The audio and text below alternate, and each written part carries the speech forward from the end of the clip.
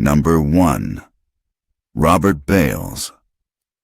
On a cold March night in 2012, a U.S. Army Staff Sergeant slipped out of his base and returned the next morning having committed an act that stunned the world, an eruption of violence that left entire families dead and changed the course of his life forever. Robert Bales grew up in the United States and chose the military as a way to find purpose and stability. He served multiple tours in Iraq and Afghanistan and rose through the enlisted ranks, respected by some for his dedication, and by others noticed for his struggles with the stresses of service. Friends and comrades later described a man who could be warm and reliable one moment, distant and withdrawn the next. Off the battlefield, he battled insomnia and drinking. On the battlefield, he endured violence and loss. Those pressures, combined with long deployments and the culture of constant readiness, gradually wore at him in ways few outside his inner circle fully understood.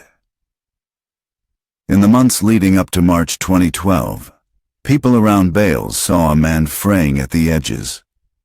Commanders reported concerns about sleep deprivation and fatigue across units, and Bales himself later acknowledged long nights and impaired judgment. Whether it was a sudden collapse under pressure, a breakdown driven by untreated trauma, or a combination of personal demons and battlefield stress, something inside him snapped. Small grievances and a lifetime of stress converged into a breaking point that would lead him to take an almost unimaginable step, leaving the relative safety of the base and walking into villages in Kandahar province where ordinary civilians slept. What unfolded on March 11, 2012, was horrific. In the pre-dawn hours, Bales entered 2 nearby villages and attacked households where families were sleeping. The killings were brutal and chaotic. Men, women, and children were killed, and some homes were set ablaze. The exact sequence of events was pieced together by investigators, local witnesses, and military personnel, revealing a night of senseless slaughter that devastated small communities. Authorities arrested Bales shortly thereafter. His fingerprints, movements, and the evidence at the scenes linked him to the violence. The Afghan villages that were the sites of the killings were left grieving, and the incident inflamed anger and sorrow across Afghanistan while straining trust in coalition forces. The aftermath was swift and severe. Bales was flown out, charged by the U.S. military, and placed in a legal process that would draw intense international scrutiny. Faced with overwhelming evidence and the prospect of a death sentence, he pleaded guilty in 2013 to multiple counts of murder and other offenses, an admission framed by his attorneys as part of an effort to spare his family further pain and to avoid protracted litigation. A military judge sentenced him to life in prison without the possibility of parole. He was dishonorably discharged and ordered to forfeit all pay and allowances. For the victims and their families, no sentence could repair what was lost, and for the wider public the episode reopened painful debates about combat stress, accountability, and the human cost of war. As the years pass, the memory of that night remains a painful marker, a reminder that war can fracture people in ways that ripple far beyond battlefields, and that in a single tragic decision, one soldier's collapse can destroy whole families and fracture the fragile bonds between peoples. Number 2. Nidal Malik Hassan. He was an army psychiatrist trusted to care for soldiers, but on a November morning in 2009, he turned that role inside out and carried out an attack that would scar a military base and ignite a national debate about radicalization and mental decline. Nidal Malik Hassan was born and raised in Arlington, Virginia, the son of Palestinian immigrants who emphasized education and faith. He excelled academically, attended medical school, and chose psychiatry, a specialty that put him close to people at their most vulnerable. After joining the U.S. Army, Hassan served as a psychiatrist at Walter Reed and later at Fort Hood, earning the rank of major. Colleagues described him as devout, introverted, and deeply committed to his religious beliefs. To others, he seemed isolated, increasingly withdrawn from social life and more rigid in his worldview. His promise as a doctor and officer coexisted with growing signs that something in him was fracturing, quiet alarm bells that, in hindsight, hinted at a man who no longer fit neatly into the world he served. The turning point in Hassan's life was not a single moment but a slow steepening of conviction and grievance. Over the years before the attack, he corresponded with extremist clerics abroad and voiced opinions that troubled some of his peers. He felt torn between his duties and loyalties, and the cognitive dissonance of serving a military he believed was at war with his faith hardened into bitterness. He reported feeling increasingly alienated after multiple deployments and was known to have expressed anger over U.S. foreign policy. Those private resentments evolved into a dangerous certainty that violent action could be justified, a belief that eventually overrode professional ethics and human restraint. On November 5, 2009, Hassan walked into the Soldier Readiness Processing Center at Fort Hood in Killeen, Texas, and opened fire. In a span of minutes, he shot and killed 13 people and wounded more than 30 others, including both soldiers and civilians. The courtroom later heard how he used service pistols and moved through crowded processing areas, targeting fellow service members as they prepared for deployment. The scene left colleagues and families reeling. This was not a battlefield, but a base where soldiers went to prepare, receive care, and say goodbye to loved ones. Hassan's actions were swift and deadly, a betrayal that shattered the trust placed in a military psychiatrist and transformed a routine morning into a nightmare for a tight-knit community. The aftermath was immediate and complex. Hassan was wounded and taken into custody. He later stood trial in a military court. The legal process wrestled with motives, mental state, and accountability. In 2013, a military jury convicted him on multiple counts, including murder and attempted murder, and sentenced him to death. The case also triggered broader investigations and policy changes. Questions about how warning signs were handled, how the military balances free exercise of religion with security concerns, and how to detect and respond to insider threats. For the victims' families, the legal verdict offered a measure of closure. For the nation, the massacre reopened debates about extremism, radicalization, and the vulnerabilities of institutions designed for trust and care.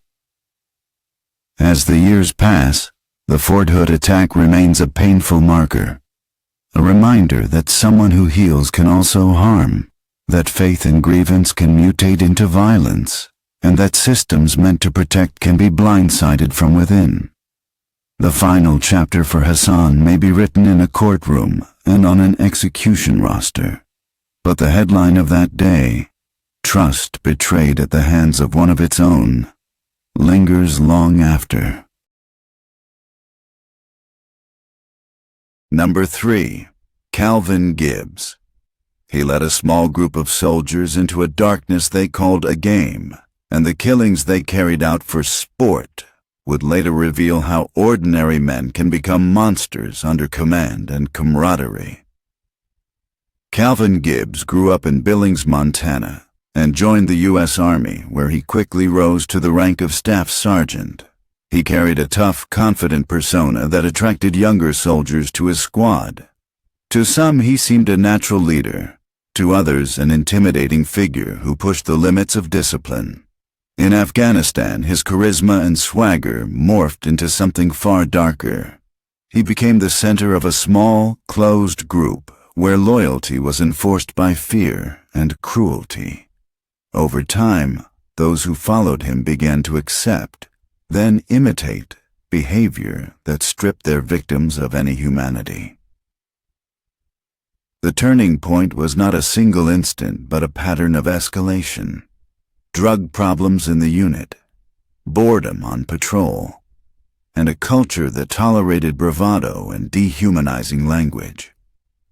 Gibbs allegedly encouraged the idea that killing unarmed civilians could be justified, or even entertaining, and he is accused of supplying weapons and staging scenes to make the victims appear to be insurgents. Younger soldiers later testified they feared Gibbs' reprisals if they refused, and some admitted they took part out of pressure, not conviction. That mixture of leadership, intimidation, and moral collapse set the stage for multiple premeditated killings.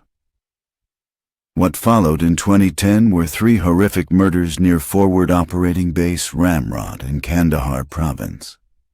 Prosecutors said Gibbs and members of his squad lured unarmed Afghan civilians, farmers, and a cleric into situations where they could be killed, then planted weapons and grenade fragments to make it look like they were Taliban fighters. Investigators also found that Gibbs kept grisly trophies from the victims, fingers, bone fragments, and a tooth that he treated like souvenirs. The killings were photographed and discussed within the group, turning murder into a grotesque ritual rather than an act of war. The aftermath was an intensive CID investigation that pulled at the unit's fabric and forced witnesses to choose between silence and conscience. Several soldiers pleaded guilty or testified against Gibbs in return for reduced sentences, laying out how orders and intimidation pushed them into participating. In November 2011, a military jury convicted Gibbs on multiple counts, including 3 counts of premeditated murder and related offenses. He was sentenced to life in prison, reduced in rank, dishonorably discharged, and ordered to forfeit pay, though the panel also set a minimum period before parole eligibility. Reports vary on the precise number of years cited. The verdict exposed failures at multiple levels: leadership, oversight, and the corrosive effects of a war zone on morale and judgment. For the families of the Afghan victims, and for the soldiers who testified, the case left raw questions about responsibility and repair. The killings damaged U.S. credibility in a region where trust was already fragile, and they forced the Army to confront how small groups can normalize atrocity. For Gibbs, the legal end meant a life behind bars and the label of ringleader in one of the most notorious war crimes episodes of the Afghan conflict. For those who knew him before the war, it remains a bitter puzzle of how a soldier who once wore a uniform to serve his country became the author of such cruelty. As the years pass, the Kill Team affair stands as a haunting lesson. When leadership breaks down and dehumanization takes root, the consequences are not confined to the battlefield. They ripple outward, destroying lives, trust, and the moral fabric of those who survive. Number 4. Jeremy Morlock. He once wore the uniform of a soldier sworn to protect, but in Afghanistan he joined a small group that treated killing like a game, a choice that turned him from a squad mate into a convicted murderer whose name would haunt the military for years. Jeremy Morlock grew up in Wasilla, Alaska, and enlisted in the U.S. Army, seeking purpose and belonging like many young recruits. Early on, he showed the kind of toughness and loyalty valued in infantry units, and he quickly bonded with members of his platoon. In training and at home, he was seen as a capable, if sometimes troubled, young man who fit the rough edges of unit life. Deployed to Kandahar province, Morlock found himself in a tight-knit group where influence and hierarchy mattered. The dynamics that shaped him were not only personal, but also military, a mix of camaraderie, stress, and the pressures of combat that can bend judgment in ways outsiders rarely see. The turning point came slowly and in plain view. Boredom, drug use, a permissive clique, and an older soldier pushing the limits of authority. In their patrols, a culture of bravado and dehumanizing language took hold, and Staff Sergeant Calvin Gibbs emerged as a dominant figure. Gibbs allegedly encouraged and directed deplorable acts, and Morlock, young, impressionable, and hungry for acceptance, drifted from uneasy compliance to active participation. The small decisions to mock, to humiliate, then to stage killings were incremental, but each one blurred moral lines until the group's actions felt normalized among them. Internal pressure and fear of reprisal kept some soldiers silent. For others, the momentum made refusal feel impossible. What followed in 2010 was chilling and methodical. Morlock admitted in court that he and others staged faked combat scenes. They lured unarmed Afghan civilians into situations, killed them, and then planted weapons or grenade fragments to make the deaths look like legitimate battlefield engagements. Investigators tied him to at least 3 premeditated murders, and testimony described how the unit photographed and even collected trophies from victims, a grotesque ritualization of violence. Morlock himself answered bluntly in court when asked about the plan. "The plan was to kill people, sir," words that stripped away any pretense of an accident and laid bare an organized pattern of atrocity. The killings were not only tragic for the victims and families, but also corrosive to the Afghan community's trust in coalition forces. The legal aftermath was severe. Morlock pleaded guilty in March 2011 to multiple counts, including premeditated murder, conspiracy, and obstructing justice, agreeing to testify against other members of the unit in exchange for a plea deal. At his sentencing, the military judge imposed a 24-year prison term, reduced his rank, and issued a dishonorable discharge penalties reflecting both his role in the killings and the complicating factors of cooperation with prosecutors.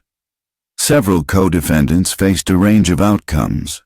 Some received lengthy sentences, others reduced terms after plea bargains, and the case overall exposed failures in leadership, oversight, and the corrosive effect of small group dynamics under stress. The kill team prosecutions forced the Army to confront how brutality can metastasize within a unit when oversight collapses and toxic leadership goes unchecked. And as the years pass, Morlock's story remains a stark cautionary tale about how soldiers can be swept into crimes that betray the very values they swore to uphold. It's a story of a young man whose need for belonging and the pressure of a poisonous small group led him to cross lines that cannot be uncrossed, and whose testimony later helped untangle a chapter of wartime wrongdoing that damaged lives on both sides of a conflict. Number 5. Eddie Ray Routh. He was supposed to be a hero who fought for his country, but his name would become linked to one of the most shocking crimes in American military history. Eddie Ray Routh's story is a haunting tale of war, trauma, and a tragic act that shook the nation. Born in Lancaster, Texas, in 1987, Routh grew up like any other kid from a small Texas town. He was known as quiet but friendly, someone who loved the outdoors and helping people. After high school, Routh joined the U.S. Marines in 2006, driven by a sense of duty and adventure. He served as a small arms repairman and deployed twice, once to Iraq in 2007 and later to Haiti in 2010 after the devastating earthquake. Those deployments changed him. While in Iraq, Routh saw death, destruction, and the chaos of war firsthand. He wasn't a front-line combat soldier, but the exposure to violence left deep scars on his mind. He returned home with symptoms of severe post-traumatic stress disorder, PTSD. His family noticed the changes almost immediately. He was anxious, paranoid, and struggled with nightmares. The easygoing young man who left for service came back broken and lost. By 2013, his life had spiraled into chaos. He bounced between jobs, drank heavily, and had multiple run-ins with the law. He even spent time in a mental hospital, where doctors diagnosed him with PTSD and severe mental health issues. Despite treatment, his condition worsened. He believed people were out to get him. He thought the government was watching him. His paranoia reached dangerous levels. That's when Chris Kyle, the legendary Navy SEAL sniper and author of American Sniper, stepped in. Kyle had become an advocate for helping veterans cope with PTSD, and Routh's mother reached out for help. Kyle agreed to take Routh shooting as a form of therapy. On February 2, 2013, Kyle and his friend Chad Littlefield invited Routh to Rough Creek Lodge in Texas for a day at the gun range. The idea was simple: spend time outdoors, talk, and shoot to relieve stress. But something inside Routh snapped that day. As they drove, Kyle texted Littlefield that Routh was straight up nuts. At the range, Routh suddenly turned his gun on the two men. He shot Kyle and Littlefield multiple times in cold blood. Later, he claimed they were planning to kill him and take his soul. The news shocked America. How could a war hero like Kyle be killed by the very man he was trying to help? Routh fled in Kyle's truck but was arrested after a brief chase. During the trial, his defense argued he was insane, suffering from PTSD and psychosis.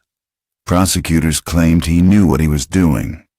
In 2015, Eddie Ray Routh was found guilty of capital murder and sentenced to life in prison without parole. The killing of Chris Kyle became national news, inspiring debates about mental health care for veterans. It showed the silent war many soldiers fight long after the battlefield, one that can lead to devastating consequences when ignored. Eddie Ray Routh's story is a tragedy on every level. A soldier who served his country, a hero who tried to help, and a day that ended in bloodshed and heartbreak for all involved. Number 6. Paul E. Cortez. He was a decorated soldier, trusted by his comrades, and seen as an example of military discipline. But behind the uniform, Paul E. Cortez was about to commit a crime so brutal that it shocked the world and stained the reputation of the U.S. Army forever. Paul E. Cortez was part of the 101st Airborne Division, deployed to Iraq in 2006 during the height of the war. The conditions were harsh, the fear constant, and the tension unbearable. But nothing could justify what he was about to do.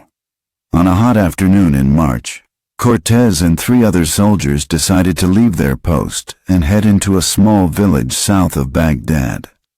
Their plan was chilling. They intended to target a local Iraqi family. They entered the house of a farmer where a 14-year-old girl lived with her parents and younger sister. The soldiers broke in with weapons ready, separating the family members. Cortez and another soldier forced the parents and the little girl into another room, where they were executed without mercy. The sound of gunfire echoed through the house as the parents and child were killed instantly. Meanwhile, Cortez and his comrade dragged the 14-year-old into another room. What followed was an act of pure evil. They brutally assaulted her before killing her too. The soldiers tried to cover their tracks by setting the girl's body on fire. They hoped the flames would erase the evidence, but the truth has a way of coming out. When investigators uncovered the details of the attack, it became one of the most infamous war crimes of the Iraq conflict. The brutality, the cold planning, and the complete disregard for life stunned both Americans and Iraqis alike. When Cortez was arrested, he admitted to his role but claimed he was following the lead of another soldier. He said the plan had started as a casual conversation that spiraled into reality. A horrifying example of what can happen when moral boundaries collapse under the weight of war. During his trial, disturbing details emerged about how the group had laughed and joked during the attack, treating the slaughter of an innocent family like a game. The U.S. Army court-martial sentenced Cortez to 100 years in prison for conspiracy, murder, and sexual assault. He apologized in court, saying, "I should have been a better soldier, a better man." But for the victims, those words meant nothing. The massacre left an unhealed wound in Iraq and further inflamed anti-American sentiment during an already volatile time. Today, Paul E. Cortez sits behind bars, serving a life sentence for an atrocity that changed everything. His name is now synonymous with betrayal, not only to the Iraqi people, but to his own uniform and the ideals it stood for. This was not just a crime of war. It was a crime against humanity, and it serves as a dark reminder of how the horrors of combat can turn soldiers into monsters when morality is abandoned. Number 7. James P. Barker. He joined his unit wearing the same uniform as his comrades, but the choices he made with that uniform on would become part of one of the most horrific war crime scandals of the Iraq conflict. James P. Barker grew up in the United States and, like many young men, joined the Army looking for purpose and steady work. Early on, he fit into the rhythms of soldiering, training, checkpoints, and the camaraderie that binds units together.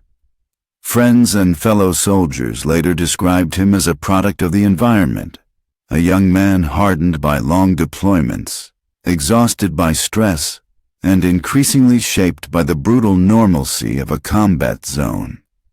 Over time, the daily grind of patrols, boredom between missions, and the constant fear of attack wore away the lines between right and wrong for some in his squad, and Barker was caught in that drift. The turning point didn't arrive as a single instant, but as a steady slide. In Yusufia and the broader Mahmoudiya area, soldiers spent long hours near Iraqi homes and markets. Some began to view civilians through a lens of suspicion and dehumanization. Within Barker's small group, leadership and peer pressure played a role. Strong personalities pushed boundaries, youthful soldiers craved approval, and off-duty recklessness found a cruel outlet.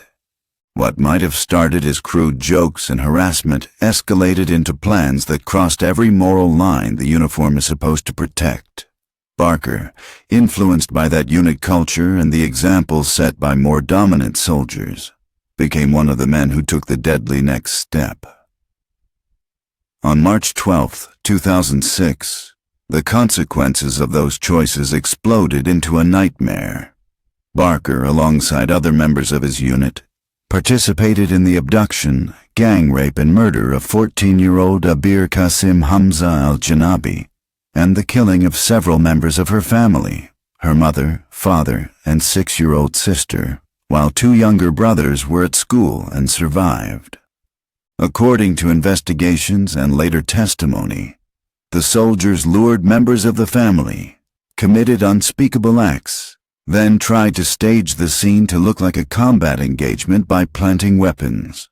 They set part of the house on fire and attempted to destroy evidence. The brutality of the attack and the publication of graphic details shocked people around the world and became a searing symbol of how war can corrode ethics and humanity. When the crimes came to light, military investigators and federal authorities pursued the case with intensity. Barker ultimately accepted a plea agreement in November 2006, pleading guilty to rape and murder and agreeing to cooperate with prosecutors. Testimony that proved crucial in untangling the events and in convicting other members of the group. In court, he offered a stark, remorseful statement, admitting hatred and anger had driven him and asking, imperfectly, for some measure of accountability. The plea spared him from a possible death sentence. In November 2006, he was sentenced to decades behind bars. Reports at the time described a 90-year prison term with a possibility of parole after a lengthy interval. Different outlets reported parole eligibility timelines variably. Barker was also dishonorably discharged and reduced in rank, carrying the legal and social consequences of a conviction that remains notorious. The aftermath rippled far beyond the courtroom. For Abir's surviving brothers and extended family, the loss was immeasurable and the scars permanent. For the U.S. Army and the nation, the case prompted soul-searching about training, oversight, and the psychological toll of counterinsurgency operations. Military leaders noted failures in discipline and supervision that allowed a small group to normalize atrocity. Ethicists and veterans advocates debated how to better prevent such moral collapses. Barker's cooperation with prosecutors and his decades-long sentence did not erase the horror of what happened, nor did it repair the broken trust between Iraqi civilians and the forces that were supposed to protect them. Now, serving a long prison term, James P. Barker lives with the consequences of actions that began with a few bad choices and ended in irrevocable harm. His story is not just an account of individual guilt, but a warning about how group dynamics, dehumanizing attitudes, and the pressures of war can combine to turn soldiers into perpetrators. Years later, the images and testimony from that March night still haunt survivors and observers alike, an enduring reminder that when the rules of engagement collapse, the cost is paid in the lives of the innocent. Number 8. Jesse V. Spielman. He was a young private who answered the call to serve, but one night in Iraq turned him from a soldier into a convicted participant in a crime so horrific it would stain an entire unit and haunt families for years. Jesse Spielman grew up in the United States and joined the Army as many young recruits do, looking for direction, pay, and purpose. Those who knew him before deployment described a young man who fit into the rhythms of barracks life, close with his unit, sometimes reckless, sometimes trying to prove himself. In a combat zone, the lines between bravado and danger blur quickly. Units bond tightly, and small acts of cruelty can be normalized by groupthink, alcohol, and the stress of war. Spielman was the youngest among several soldiers whose choices and influences pulled him toward a moment that would leave no turning back. The slide from routine to atrocity did not happen overnight. In the days before March 12, 2006, members of a checkpoint crew exchanged crude talk and jokes, mixed drinking with boredom between missions, and discussed a plan that would become an unspeakable crime.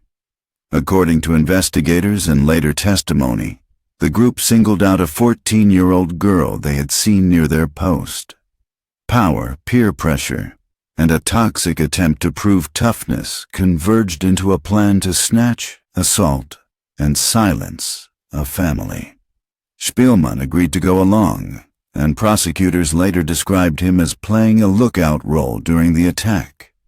The little decisions that let dehumanization creep in, mocking, objectifying, daring, paved the way for a deliberate, premeditated horror.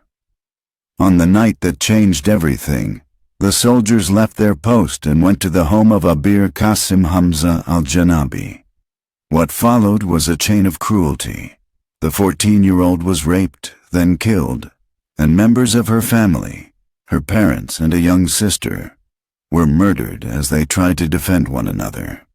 The attackers attempt to stage the scene to look like a combat engagement by planting weapons and setting fires.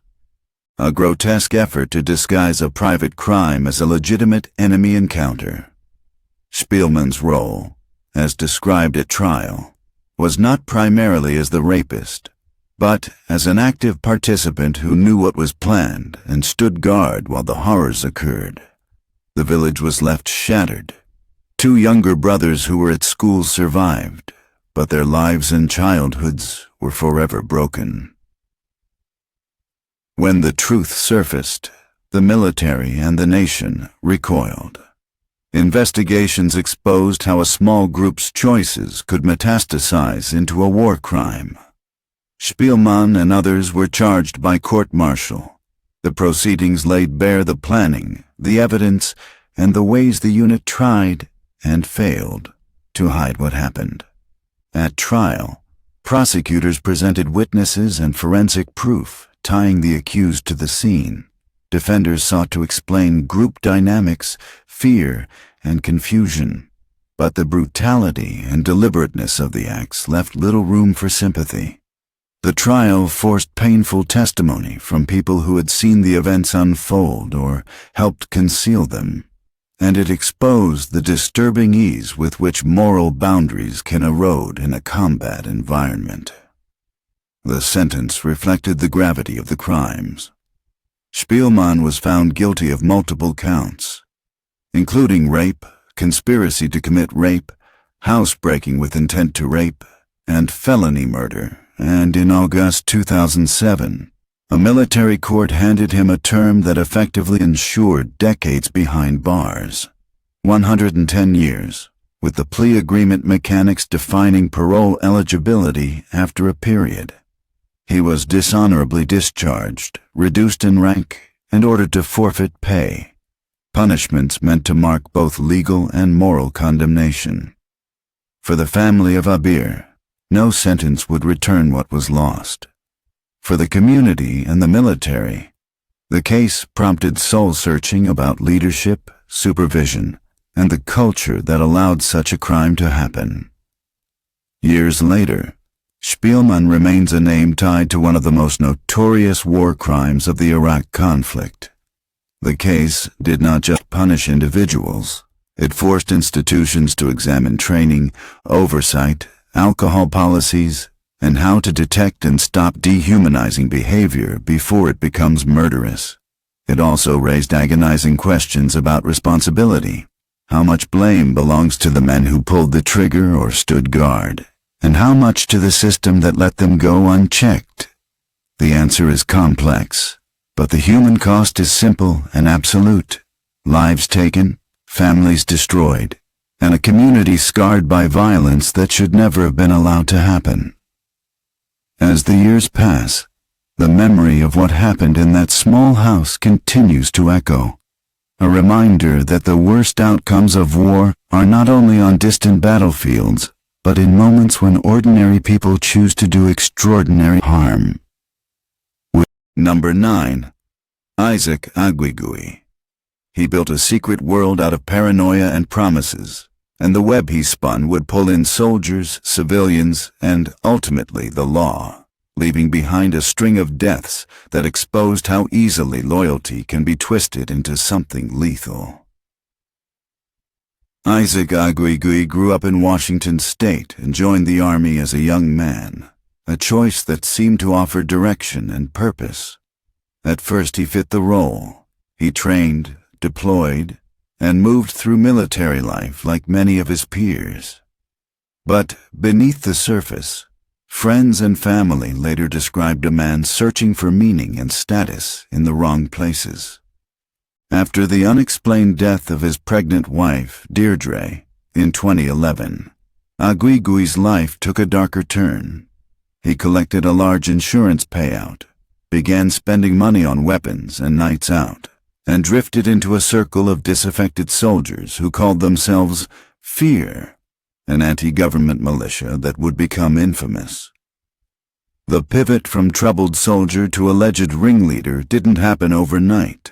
It was a slow hardening of choices and associations. In the months after his wife's death, Aguigui moved from partying and strip club nights to buying military-grade weapons and recruiting others with talk of rebellion and violence. He cultivated followers by funding their gear and offering a sense of belonging to men who felt alienated. What began as talk about survivalist fantasy and anti-government sentiment hardened into plans, some real, some bluster. But the accumulation of weaponry, cash, and influence turned paranoid rhetoric into a machinery that could carry out actual crimes. Prosecutors later argued that Aguigui used the money from his wife's $500,000 benefit to bankroll the group. The crimes that exposed fear's deadlier side were chilling in their calculation. In late 2011, two teenagers, Michael Rourke and Tiffany York, were lured into the woods and executed in what investigators say was a murder ordered to silence perceived betrayal within the group. Evidence and witness testimony painted a picture of a small band of soldiers who, when threatened by suspicion and fear of exposure, turned to execution-style killings to settle scores. Then, months earlier, investigators re-examined the 2011 death of Aguigui's wife, which had initially been unexplained. Medical disagreements about the cause of her death gave way to a more sinister theory after other arrests and confessions suggested Aguigui had murdered her to claim life insurance and fund his network. Those connections, from insurance money to militia financing to violent silencing, gave prosecutors a narrative of premeditation and manipulation that proved devastating in court. When investigators closed in, the legal unraveling moved quickly and publicly. Military and civilian authorities coordinated probes that led to arrests, guilty pleas, and courtroom drama. Aguigui was tried in military court for the murder of his wife and the unborn child, and later faced civilian charges in the deaths connected to the Fear Group. Testimony from co-conspirators and forensic evidence linked him to the killings, and a military judge found him guilty of murdering his wife and their unborn child. Civilian prosecutors secured convictions tied to the Rourke-York slayings. By the time sentencing concluded, Aguigui was serving multiple life sentences without parole, punishments that reflected both the brutality of the crimes and the gravity of using trust and money to build a violent network inside the military. The aftermath left communities reeling and institutions embarrassed. Families of the victims had to relive the worst details in court while seeking any measure of accountability. The Army faced hard questions about how a group like Fear could form within its ranks, how warning signs were missed, how access to firearms and benefits could be exploited, and how alienation and extremist talk could metastasize into deadly action. Civil suits and public outcry followed, and the story became a cautionary tale about radicalization among soldiers, the dangers of unchecked grievance, and the way money and charisma can masquerade as leadership until they lead to murder. In the end, Isaac Aguigui's trajectory is a stark study in corruption of trust. A young soldier who used the system that supported him to fund a private crusade, then ordered or inspired murders to protect that project. His life behind bars is the legal end of a chain that began with a suspicious death, swelled with spectacle and money, and snapped shut with bullets and betrayals. The final haunting question remains: how many more could be pulled into darkness when a single person turns grievance into organized violence? Number 10. Hassan Akbar. He walked into camp in the dark, carrying grenades and a rifle, and in a few brutal minutes turned a staging area for war into a scene of betrayal that would follow him for decades. Hassan Akbar was born Mark Fidel Cools and raised in the United States. By the time he entered the army, he had taken the name Hassan Karim Akbar and seemed on the surface to be a soldier like so many others, trained, deployed, and part of a unit preparing to move into combat. Those who served with him remembered a man who sometimes kept to himself, who struggled with relationships inside the unit, and who kept a private journal that later prosecutors said contained angry, vitriolic entries about war and leadership. These private notes, combined with behavior that teammates found odd, painted a portrait of someone growing distant from the band of brothers ideal that binds troops together. In the months and weeks before March 2003, tensions boiled beneath the surface. Akbar had been assigned to a staging area at Camp Pennsylvania in Kuwait as the 101st Airborne prepared to move into Iraq. According to investigations and later court filings, he became increasingly alienated from his unit, writing about perceived slights and voicing a simmering anger that, for him, fused political grievances with personal resentment. Whether driven by ideology, personal animus, untreated mental illness, or some combination of these factors, the change in him culminated in a decision to strike at the soldiers around him, the very people he lived and trained with. On the night of March 23, 2003, as most of the brigade slept, Akbar turned off the lights in parts of camp, betrayed watch routines, and launched an attack that stunned everyone involved. He threw grenades into tents where fellow soldiers were sleeping and opened fire as chaos erupted. 2 commissioned officers were killed: Army Captain Christopher S. Seifert and Air Force Major Gregory L. Stone, and more than a dozen others were wounded by grenade fragments and gunfire. The scene was not a battlefield engagement, but an assault inside the unit's own lines, carried out against comrades who trusted him. The fact that it happened just as units were about to move into combat amplified the shock and the sense of betrayal felt across the brigade. The legal aftermath moved quickly and carried extraordinary scrutiny. Akbar was arrested, tried by court-martial, and in April 2005 convicted of 2 counts of premeditated murder and several counts of attempted premeditated murder. The military jury sentenced him to death. Throughout the trial and subsequent appeals, his defense challenged whether he was legally sane at the time of the attack and argued for mitigating context.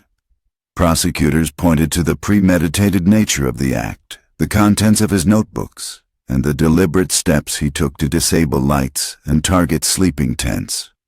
The case became a focal point for debates about fragging, insider violence, the strains of deployment, and how the military detects and responds to threats from within.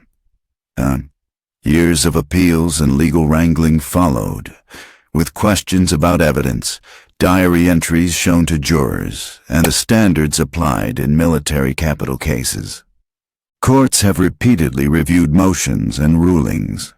Akbar's convictions and sentence have been the subject of sustained litigation in military appellate courts and beyond, reflecting the complex intersection of criminal responsibility, mental health defenses, and capital punishment under the Uniform Code of Military Justice. As of recent filings and opinions, his death sentence remains part of a contested legal record, one that underscores how wartime crimes by service members are prosecuted differently from typical battlefield losses, and how the military justice system wrestles with both punishment and due process. For the families of the 2 officers killed and for the soldiers who survived, Akbar's actions left wounds that no verdict could fully heal. The attack shattered illusions that service means only shared sacrifice and reaffirmed that danger can sometimes come from inside the tent. For the military institution, the case forced introspection about cohesion, screening, and whether stresses of deployment can fracture loyalties in catastrophic ways. For Akbar, the final chapters remain written in briefs, appeals, and the long shadow of a single night when anger and planning replaced trust and duty. 10. As the years pass, the image of a soldier who turned on his comrades continues to provoke painful questions. What fails inside a person so that he chooses to kill those he trained beside? And how does an institution both punish and learn from a betrayal that occurred in the dark? The answers are messy, incomplete, and unsatisfying, much like the attempt to reconcile a uniformed life with an act that abandoned the rules of war and fraternity in one terrible instant. Number 11. Ronald A. Gray. He was a soldier in uniform who, over a short, terrifying stretch in the winter of the 1980s, became the face of a string of rapes and murders that would echo through military courts for decades. Ronald Adrian Gray grew up in North Carolina and joined the U.S. Army as a young man, a choice that at first seemed like a route to steady work and direction. In his early life and service, he did not stand out as someone destined for notoriety. Yet beneath ordinary appearances were warning signs that later investigators would probe. By the mid-1980s, he was stationed at Fort Bragg and living in the surrounding Fayetteville area, moving in the same communities where some of his victims would later be targeted. His background and enlistment helped place him in proximity to both civilian and military victims, a fact that complicated the investigation and made the betrayals all the more painful for local residents. The turning point came in late 1986 and early 1987, when a series of attacks began to surface in the region. What started as isolated incidents, women assaulted in their homes and a string of unexplained disappearances, gradually formed a pattern investigators could no longer ignore. Police and Army investigators worked to connect the dots, and evidence slowly accumulated that pointed towards someone with access to military housing in the areas around Fort Bragg. As forensic techniques and witness accounts converged, Gray emerged as a suspect whose presence in the community during that period could not be easily explained away. The slow, methodical nature of the probe eventually overcame initial confusion and disbelief. The crimes themselves were brutal and calculated. Between December 1986 and January 1987, several women were raped and murdered in the Fayetteville area. Victims included young service members and civilians. Investigators later tied Gray to multiple crimes, charging him with several counts that included murder, rape, attempted murder, and other related offenses. The accusations described a predator who used opportunity and proximity to prey on vulnerable victims, some of them fellow soldiers or residents of neighborhoods where military life and civilian life overlapped. The horror of the attacks and the vulnerability of the victims intensified public outrage and focused intense legal scrutiny on Gray's actions. When the case reached court-martial, the military justice system moved with the full weight of complex prosecutions and appeals ahead. In April 1988, a general court-martial convicted Gray of multiple offenses and sentenced him to death, a rare and consequential outcome that set in motion decades of automatic appeals and legal review. His case stood out not only for the severity of the crimes, but also because it raised questions about how military and civilian jurisdictions interact when service members commit violent acts off base. Over the years, Gray's lawyers pursued various appeals and motions, and his case drew attention in legal circles because it became one of the longest-running death row matters in the military system. That sentence drew presidential attention. In the modern era, it required executive review. And in 2008, the president formally approved Gray's death sentence, an unusual and historically significant act under the Uniform Code of Military Justice. Even so, the path to carrying out the sentence was blocked repeatedly by stays, court actions, and continued litigation. At times, federal courts issued temporary holds that paused any scheduled execution while legal questions were resolved. Through each round of appeals and filings, the case kept returning to the same central tragedies, the victims and families left to measure loss against a slow-moving system of justice and a community that had to live with the memory of what happened. Today, Ronald A. Gray remains a figure tied to some of the darkest crimes in Fort Bragg's recent history. His life reduced to a long procession of legal papers, prison cells, and the labels history has affixed to him. The survivors and families continue to carry the weight of grief, and the case still prompts painful questions. How do institutions protect the vulnerable? How does proximity to power and uniform complicate accountability? And how should a society reckon with crimes that cross the boundary between military and civilian life? Gray's story is a grim reminder that horror can erupt where people least expect it, and that justice, however delayed, often leaves as many questions as it answers. Number 12. John M. Russell. It was a quiet day at the Camp Liberty Stress Clinic in Baghdad, until the silence was shattered by gunfire that left 3 soldiers dead and 1 man at the center of a storm of questions. That man was Sergeant John M. Russell, a soldier whose breaking point turned into a deadly tragedy that shocked the U.S. Army and the world.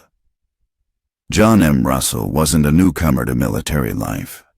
He had served for over 15 years and had deployed multiple times, enduring the relentless pressure of war zones and the mental toll that came with it. But by 2009, something inside him had changed. Fellow soldiers later described him as withdrawn, angry, and clearly struggling. Russell himself admitted that he felt trapped, stuck in a cycle of pain and despair that no one seemed able to fix.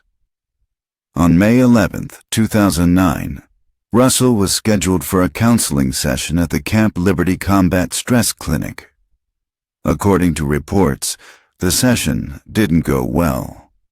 Russell felt humiliated by the way the counselor treated him, and that sense of humiliation sparked something dark inside him. As he left the clinic, he didn't head back to his duties. Instead, he started planning something unthinkable. Russell overpowered his escort, stole his M16 rifle, and returned to the clinic with a cold determination that stunned investigators later. Bursting through the doors, he opened fire inside a space that was supposed to be a sanctuary for soldiers battling mental health struggles. When the gunfire stopped, 3 U.S. soldiers lay dead, and 2 more were wounded. The entire incident lasted just minutes, but the shock waves rippled for years. The victims were not enemies on a battlefield. They were his own. This act shattered one of the most sacred bonds in the military, the trust between soldiers. When Russell was arrested, he reportedly told authorities that he wanted to make the counselor feel what he had felt. In his mind, this was revenge for humiliation, but to the world, it was an unimaginable betrayal. Russell's court-martial became a national headline. Prosecutors argued that this was cold-blooded murder, while the defense painted a picture of a man broken by years of war, untreated PTSD, and a system that failed him. Mental health experts testified about his deteriorating state, and many wondered if the military had ignored the warning signs. In 2013, after years of legal battles, Russell was convicted of premeditated murder and sentenced to life in prison without the possibility of parole. The courtroom was silent as the sentence was read, but the debate outside raged on. Some saw Russell as a villain who turned on his brothers in arms, while others saw him as another casualty of war, a soldier whose mind became the battlefield. The tragedy of John M. Russell remains a haunting reminder of the hidden wounds of combat. 3 soldiers lost their lives in a place meant for healing, and 1 man lost everything: his freedom, his honor, and his future. All because the help he needed came too late, and the system meant to save him couldn't stop what was coming. Number 13. William J. Kreitzer, Jr. A routine training day at Fort Bragg turned into a nightmare in seconds, when a soldier's anger and frustration exploded into an attack that would leave multiple lives shattered and a military base in shock. That soldier was William J. Kreitzer, Jr., whose story of violence began long before the fatal day. William Kreitzer grew up in Pennsylvania, the eldest of a military family. He joined the U.S. Army seeking discipline and purpose, and for a time, he thrived. Fellow soldiers remembered him as intelligent, capable, and committed to his duties. But beneath the surface, Kreitzer struggled with the pressures of military life, feelings of isolation, and a growing sense of resentment. His superiors described him as sometimes withdrawn, prone to mood swings, and increasingly difficult to manage in the months leading up to the tragedy. The turning point came in the late morning of September 21st, 1995. Kreitzer had been involved in routine training exercises at Fort Bragg, North Carolina, when a series of personal grievances, combined with untreated stress and anger, reached a breaking point. He reportedly felt humiliated and mistreated by his chain of command, and over the course of weeks, his frustrations had festered into dangerous thoughts. By the time the day began, Kreitzer had already made a plan in his mind, one that would leave devastation in its wake. Armed with a rifle and carrying a deadly determination, Kreitzer began shooting at fellow soldiers in the training area. Chaos erupted as men and women tried to take cover, screaming in confusion and fear. In the span of minutes, he killed one soldier and wounded more than a dozen others. The attack stunned everyone present, as it happened in a location considered secure, routine, and safe. Investigators later detailed how Kreitzer moved methodically through the area, selecting targets and demonstrating knowledge of the base layout, which heightened the terror and confusion. After the shooting, Kreitzer was apprehended by his fellow soldiers without further loss of life. During questioning, he reportedly expressed both regret and a lingering anger at the events he perceived had led to the attack. The military and civilian authorities quickly launched a full investigation, which revealed a complex mix of personal grievances, untreated mental health struggles, and a failure of the system to detect warning signs. Kreitzer's actions were neither impulsive nor random. They were the culmination of mounting stress and resentment. The court-martial that followed was one of the most closely watched in military history. Prosecutors emphasized the premeditated nature of the attack, the number of victims, and the fact that Kreitzer had intentionally targeted fellow soldiers. The defense argued that Kreitzer suffered from extreme emotional disturbance and psychological strain, but the evidence of planning and execution proved overwhelming.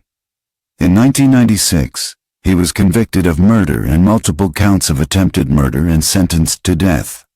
The verdict highlighted the military's commitment to accountability, even when the perpetrator was a soldier serving his country. Kreitzer's story remains a stark example of how personal struggles and untreated mental health issues can escalate into catastrophic violence. The lives lost and forever changed on that day at Fort Bragg serve as a chilling reminder that even those trained to protect can become sources of danger when the pressures of service go unaddressed. The echo of that tragedy continues to resonate within military circles and beyond, leaving a legacy of caution, sorrow, and reflection on the hidden battles that soldiers carry within themselves. Number 14. Timothy Hennis. A man once celebrated for his athletic talent and charm became the center of a decades-long murder investigation that left a community questioning how justice can be delayed for so long. Timothy Hennis grew up in North Carolina, a promising athlete with a reputation for being charismatic and well-liked. In high school, he excelled in football and earned admiration from teachers and peers alike. After graduation, Hennis pursued college and briefly explored a military career, further shaping the disciplined image he projected to the world. On the surface, he seemed destined for a life of success, but hidden beneath were traits of impulsivity and intense pride that would later play a role in a devastating crime. The turning point occurred in 1985 when Hennis became involved with a woman named Leslie Jean Kuffold. While their relationship appeared normal outwardly, reports later suggested tensions and disagreements that created friction. On the night of September 27, 1985, Leslie and her two young daughters, ages 3 and 5, were brutally attacked in their home in Fayetteville. Hennis was soon implicated, though he maintained his innocence, claiming that he had been elsewhere. Despite a lack of physical evidence linking him directly at the time, suspicions were fueled by circumstantial details, including his connection to the family and presence in the community. The crime itself was horrifying. Leslie and her daughters were brutally murdered, leaving the neighborhood in shock. The initial investigation struggled to identify a definitive perpetrator. Hennis was tried in 1986 and convicted of the murders, receiving a death sentence. However, a later appeal revealed procedural errors during the trial, and his conviction was overturned. For years, the case remained unresolved, leaving the community with lingering fear and unanswered questions about how someone so seemingly normal could commit such an act. Advances in forensic technology eventually brought renewed attention to the case. In 1998, DNA evidence was re-examined, linking Hennis conclusively to the crime scene. He was retried, and in 1999, he was again convicted of the triple murder and sentenced to death. This time the conviction held, cementing Hennis's place in criminal history as a man whose outward charm masked a violent capacity. The protracted legal battles highlighted the challenges of achieving justice in cases complicated by early investigative errors and the limitations of forensic science at the time. Timothy Hennis's story serves as a chilling reminder that appearances can be deceiving and that evil can sometimes hide behind a familiar face. Decades passed between the crime and final conviction, leaving families and communities to live with uncertainty, grief, and the haunting realization that the truth sometimes arrives far too late. Number 15. Sergeant Greville Clark, a trusted soldier in uniform, became the subject of a shocking investigation that exposed betrayal, violence, and a betrayal of the very oath he had sworn to uphold. Greville Clark grew up in a disciplined household, eventually joining the military with dreams of serving his country honorably. Known for his reliability and leadership skills, Clark quickly earned the rank of sergeant, commanding respect from his peers and superiors alike. Friends described him as professional and focused, someone who took his duties seriously. On the surface, he seemed the embodiment of military discipline, yet beneath that veneer were growing personal frustrations and unresolved anger that would later surface in the most tragic way. The turning point came as Clark faced mounting pressure from his assignments. Extended deployments, conflicts with fellow soldiers, and increasing responsibility began to weigh heavily on him. Some colleagues noticed subtle changes. He became more withdrawn, irritable, and secretive about his activities.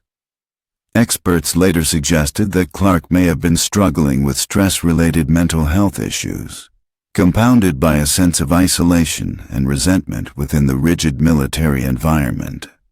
These pressures slowly built into a dangerous mix that ultimately set the stage for his actions. The crime occurred during one of Clark's deployments when he used his position and access to carry out an attack on fellow service members. Utilizing knowledge of military procedures and vulnerabilities, Clark acted in a way that stunned the unit. The event left colleagues injured, traumatized, and struggling to reconcile the man they thought they knew with the violence he had inflicted.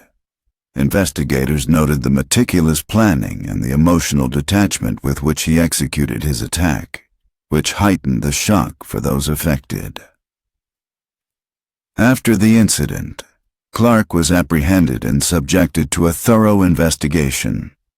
Military prosecutors presented evidence demonstrating premeditation and a breach of trust, while the defense highlighted his psychological state and the pressures inherent to prolonged military service. Following a court-martial, Clark was convicted of serious offenses, resulting in a severe sentence designed to reflect both the gravity of his actions and the betrayal of his comrades' trust. His case became a stark lesson within military circles about the potential consequences of untreated stress and psychological strain in high-pressure environments. The story of Sergeant Greville Clark remains a cautionary tale about the hidden pressures that can build beneath a disciplined exterior. A man once entrusted with leadership and responsibility became the source of trauma for those around him, leaving an enduring mark on his unit and highlighting the delicate balance between duty, mental health, and accountability.